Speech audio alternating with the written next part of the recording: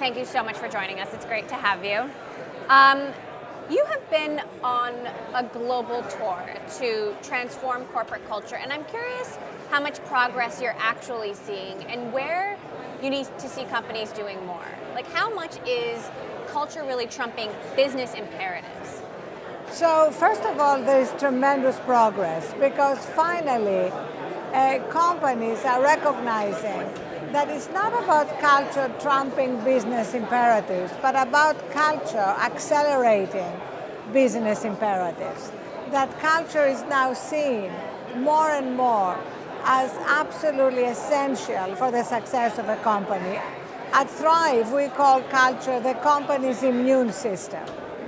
If the company's immune system is compromised, it's going to be much harder to deal with problems, which are always inevitable, to be able to see disruptions, to see the icebergs before they hit the Titanic. So culture is no longer the exclusive province of HR.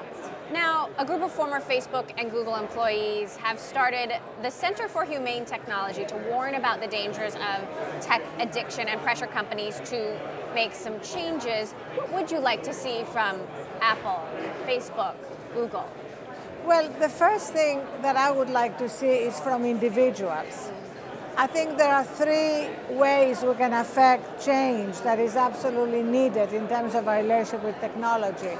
And the first one, the one we are focusing on, is what are people doing? We are not powerless, we have agency.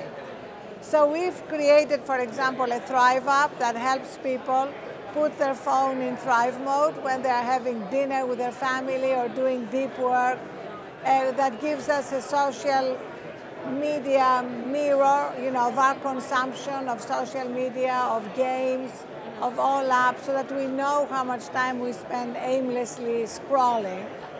And then, of course, there are things companies can do to make it less easy to be addicted to our phones, to make it less easy to lose ourselves. So Facebook, for example, has been in a storm of controversies. Among them, you've got former Facebook employees saying it is addictive. They're worried about the impact on children. Are you worried about that? And should Facebook be doing something more to make itself less addictive, which is also potentially undermining its business? Well, we have the data. It's not a matter of opinion anymore. We have the data that shows that excessive use of social media is having an impact on people's mental health, teenagers especially. Depression, anxiety are escalating, suicides. We see this as a global phenomenon. Yes, absolutely, companies have to do more to make their algorithms less addictive.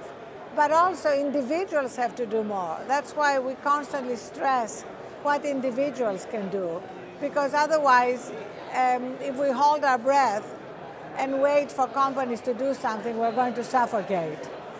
Have to ask you for an update on Uber. I know that you've been very optimistic about Dara Khosrowshahi's tenure.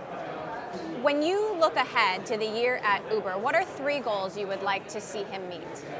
Well, I love his prioritizing safety. I think this has been a great initiative to make safety of riders and of drivers a big priority for Uber in the year ahead.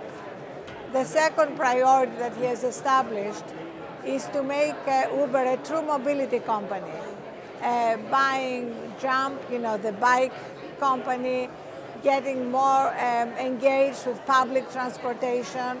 And the third is culture. The shifts in cultural values and the work that remains to be done around inclusion and diversity.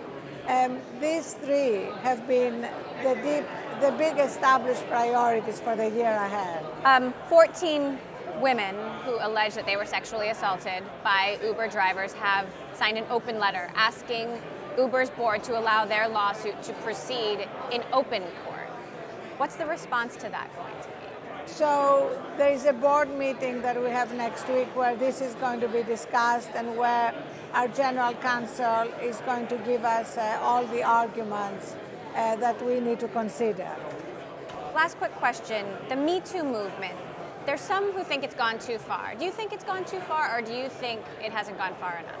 I think the Me Too movement is an amazing historic moment when so much pain and abuse that has been inflicted on women for years, for decades, is coming out in the open. It's a cathartic moment.